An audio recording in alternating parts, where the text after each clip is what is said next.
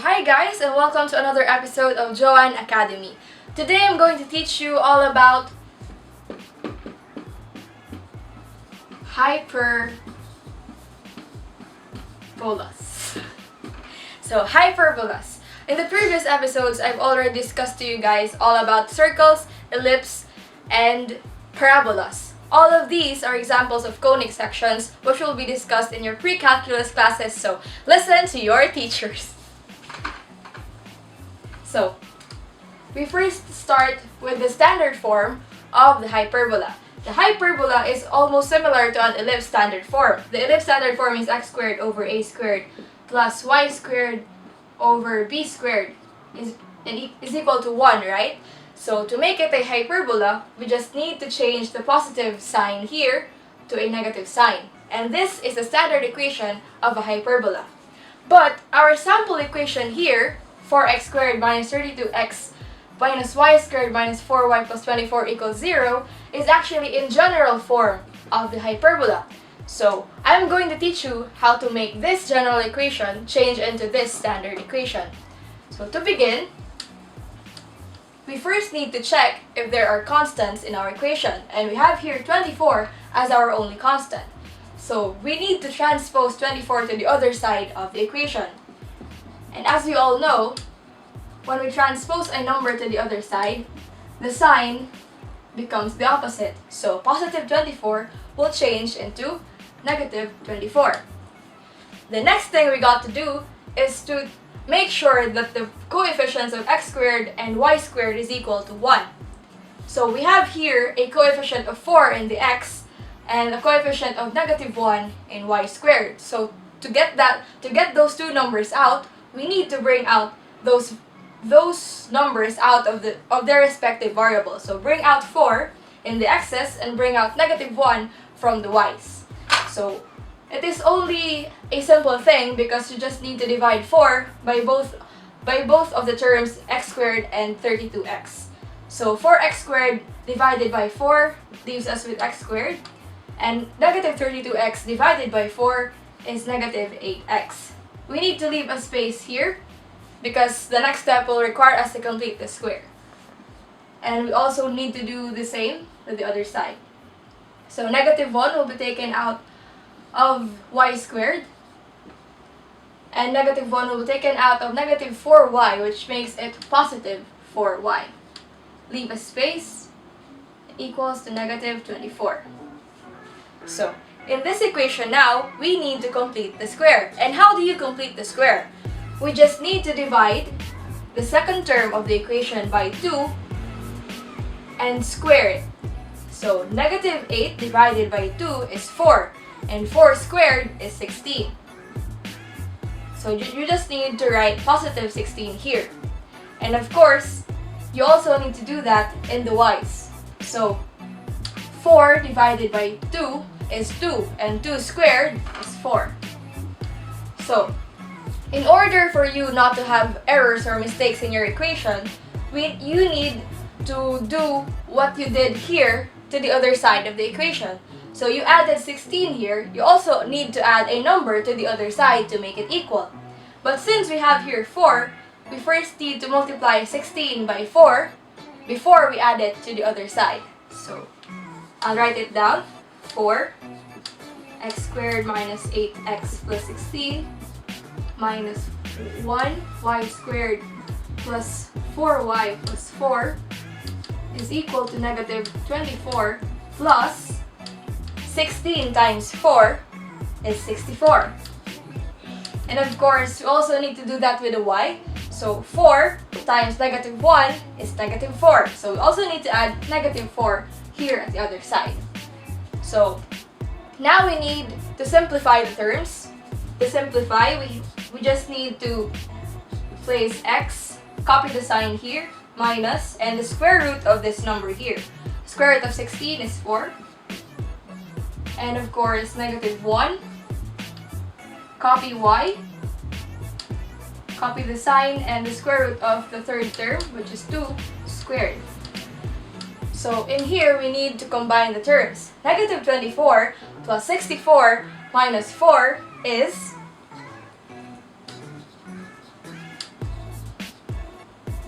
Negative 24 plus 64 is just positive 40 minus 4 is 36. So, at this part of the problem, we should make sure it is already similar to the equation x squared over a squared minus y squared over b squared is equal to 1.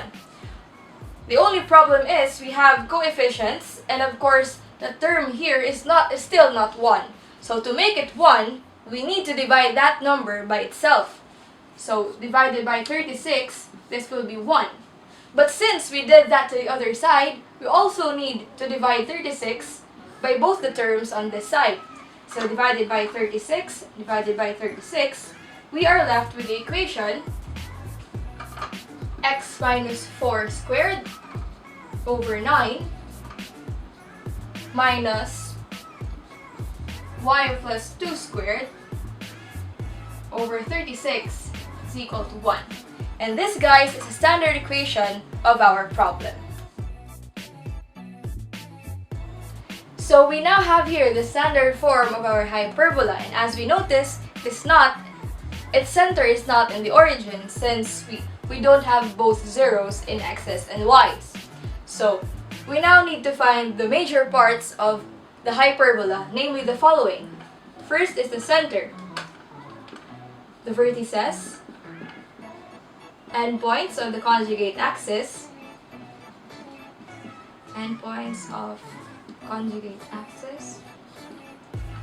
the foci, its eccentricity,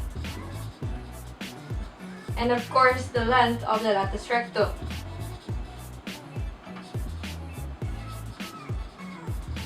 So, let's start by finding the center of our hyperbola. And as I've mentioned earlier, the center is not at the origin. The standard form of the hyperbola with the center not on the origin, or center at hk, is like this: x minus h squared all over a squared minus y minus k quantity squared all over b squared is equals to 1. And as you can notice, we have negative 4 here as our h and positive 2 here for our k. So the center is easily distinguished through just looking at the values next to our x and our y. We just need to change their signs here, since we have here the negative. So to make it negative h, and we already have here the negative 4, our center is at positive 4. And to make it negative k, and we have here the positive 2, we change it to negative 2. And there we got the center of our hyperbola. So as we have discussed earlier, we already found the center of our hyperbola, which is 4, negative 2. We now need to find the values of a, b, and c in order to find the remaining parts. So first we need to find the value of a and b. So in our standard equation, a squared is a number below our positive side of the hyperbola. So in our situation here, a squared is simply equal to 9, and b squared is equal to 36. To find a and b, we just need to find the square root of both numbers. And the square root of 9 is of course 3. The square root of 36 is 6. And c, to find c is denoted by the equation a squared plus b squared, or the square root of the sum of a squared and b squared. This is similar to the Pythagorean theorem, that when we need to find the hypotenuse side. So we just substitute the values here. C is equal to the square root of a squared, which is 9, plus b squared, which is 36. Combine the terms, we have the square root of 45. The square root of 45 is 3, square root of 5, or in decimal form, approximately 6.5 71. So since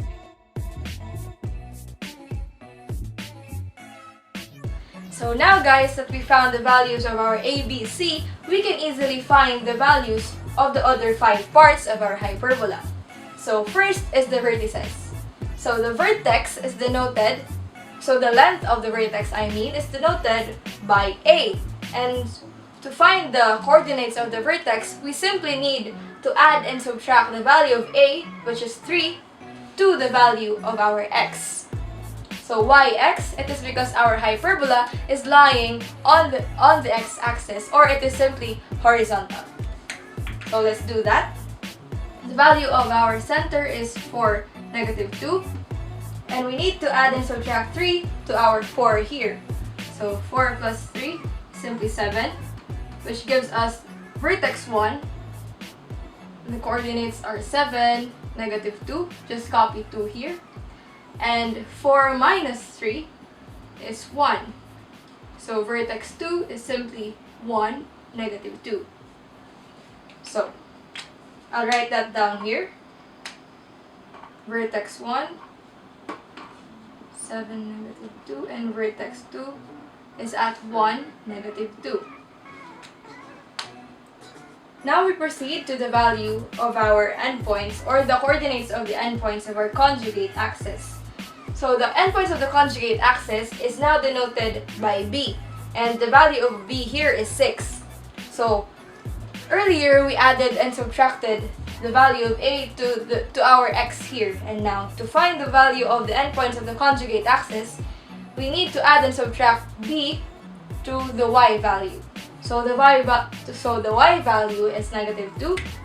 So -2 plus 6 is simply it's simply 4, which gives us the first coordinates as 4, 4, and -2 minus 6 is equal to -8, which gives us the value 4, -8. I'll write that down here. 4, 4. Now, to get now the coordinates of our foci, it is denoted by simply C. So I've added here the decimal counterpart of our 3 square root of 5, so we won't have a hard time in combining the terms. So, since our hyperbola is lying on the horizontal axis, that means our foci is also horizontal. So since it is horizontal, we now need to add or subtract the value of our C to the value of our x here in the center. So let's do that. 4 plus 6.71 is simply 10.71, which gives us foci 1 at points 10.71, -2. And of course, 4 minus 6.71 is equal to -2.71, which gives us the value of foci 2 lying on points -2.71, -2. So, we now found the values of our vertices, endpoints of the conjugate axis, and our foci. I'll write that down also here. Foci 1 is at 10.71, -2, and foci 2 is at -2.71, -2. The remaining. So now that we found almost all of the parts of the hyperbola from center to our foci, we now need to focus on the remaining 2 parts before I teach you guys how to graph. So unlike the other 4 parts, these 2, the eccentricity and the latus rectum, or the length of the latus rectum, have corresponding formulas which we can use so that we can easily find their values. So let's start with the value of the eccentricity. Eccentricity has the formula C over A. So since we already found C and A earlier, we just need to substitute the values of C and A in our formula. So C is equal to 3 square root of 5 and A is 3. So 3 can easily be cancelled out of the equation, leaving us with the eccentricity of square root of 5. And now, the latus rectum also has another formula. Latus rectum's formula is 2b squared over A. So since we found B and A earlier, we can easily substitute the values again of B and A in our formula. 2b squared is simply 6 squared, which is 36, and A is 3. So to make it easier for you guys, we can already cancel out the similar terms here. So 36 and 3 can both be divided by 3. So that leaves us with 1, and 36 divided by 3 is 12. So we are left with 2 times 12, which will equal 24. And there we got the values of our eccentricity, which is the square root of 5, and the values or the length of our latus rectum, which is 24. And now guys, we are ready to graph. So finally guys, it's time to graph our hyperbola with the equation x minus 4 quantity squared over 9 minus y plus 2 quantity squared over 36 all equal to 1.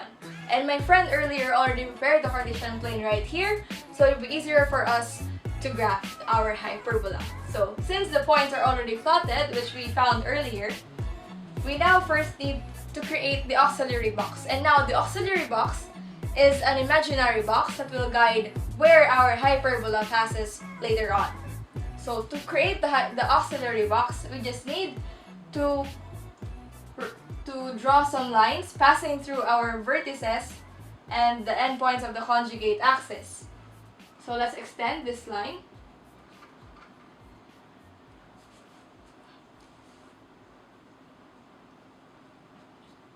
And there we can see that we are creating somehow a rectangle passing through our vertices and the endpoints of the conjugate axis. And now we need to draw diagonals passing through the edges of the auxiliary box. And in pre-calculus, it needs to pass by the center,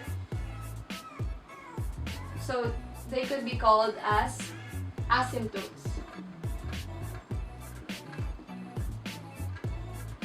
Now, the asymptotes guide us so that our hyperbola passes through the right points.